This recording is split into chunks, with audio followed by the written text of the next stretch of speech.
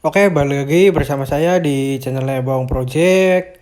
Jadi di video kali ini saya akan membuatkan video cara mengganti bearing roda depan biar awet ya.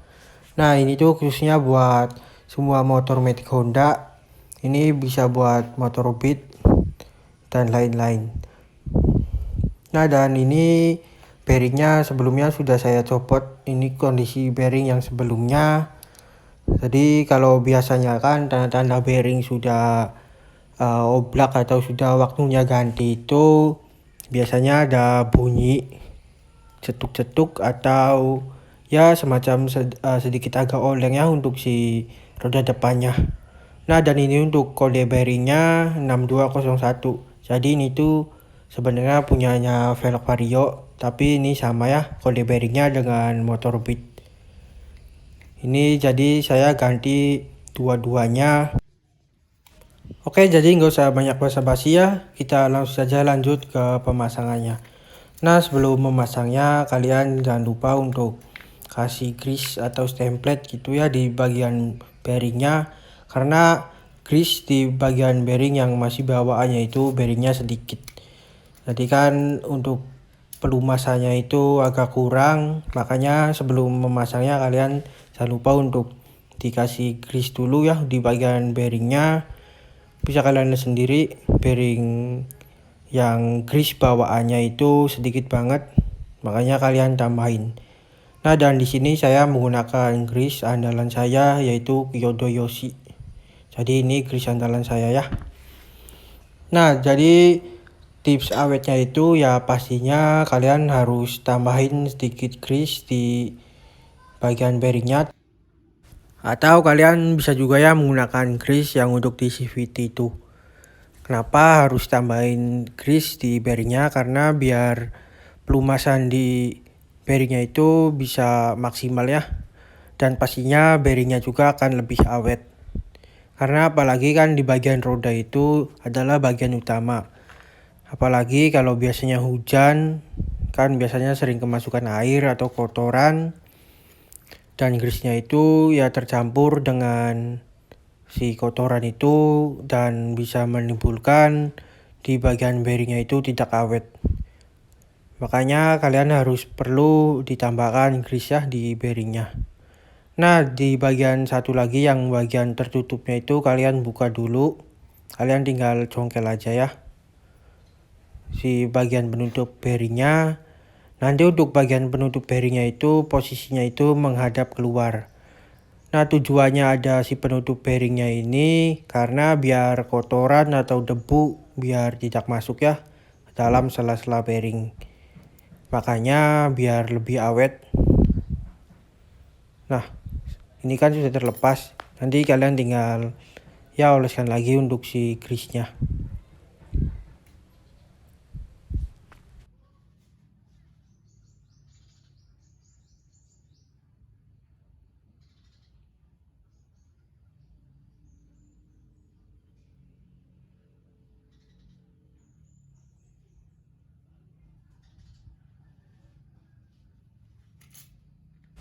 Setelah sudah oleskan template-nya atau grease-nya, kalian jangan lupa untuk tutup kembali ya untuk si penutup bearingnya. Nanti untuk sisa-sisa grease yang ada di bearingnya itu kalian bisa bersihkan aja ya, tinggal lap aja. Terus nanti kalian pasang. Nah, nanti posisi masangnya itu yang ada tutupnya itu di bagian luar. Setelah sudah selesai, kalian tinggal pasang aja di velgnya. Nah, sebelum memasang bearing di velgnya itu, kalian oleskan dulu ya. Bisa menggunakan oli atau grease juga di bagian velgnya. Nanti biar masuknya itu agak enak ya, nggak terlalu seret banget.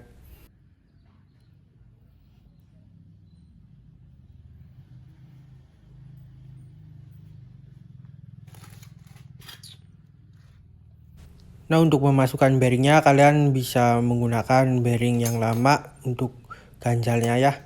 Atau untuk alasnya, jadi biar tidak langsung mukul ke bearing yang barunya. Tujuan ini agar si bearing yang barunya itu nggak rusak. Atau jika kalian tidak menggunakan bearing yang bekasnya, kalian bisa juga menggunakan mata kunci shock ukuran 24. Jadi kalian tinggal sesuaikan saja.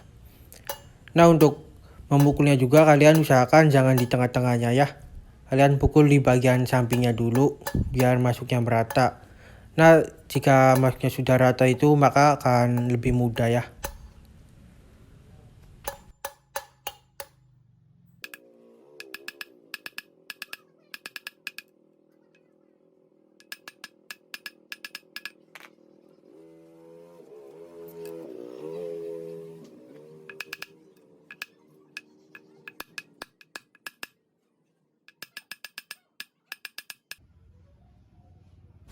Nah, untuk tadi kan untuk pemasangan bearing yang sebelah kiri. Nah, dan sekarang kita lanjut ke pemasangan bearing yang sebelah kanan. Jadi caranya juga kurang lebih sama ya, seperti yang kirinya.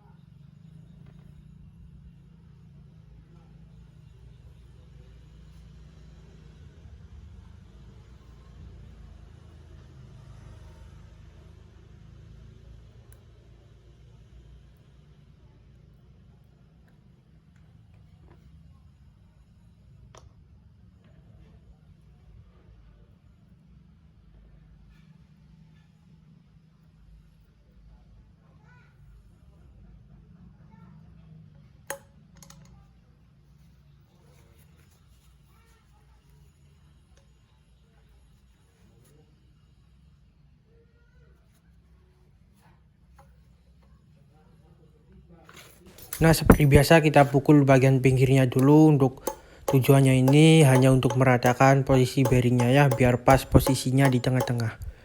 Nah, setelah sudah posisinya rata, saya pukul menggunakan mata kunci shock ukuran 24. Jadi kayaknya lebih mudah menggunakan mata kunci shock ini ya, ukuran 24.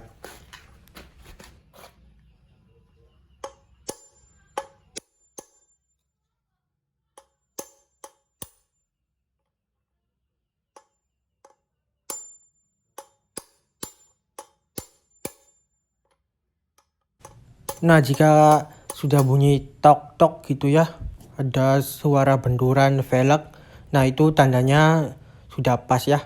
Atau kalian bisa cek di bagian sebelah kiri, sudah pas apa belum.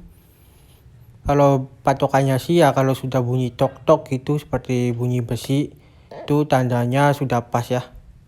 Jadi kalian harus mukulnya juga harus dengan perasaan, jangan asal pukul-pukul saja. Nanti sia-sia ya.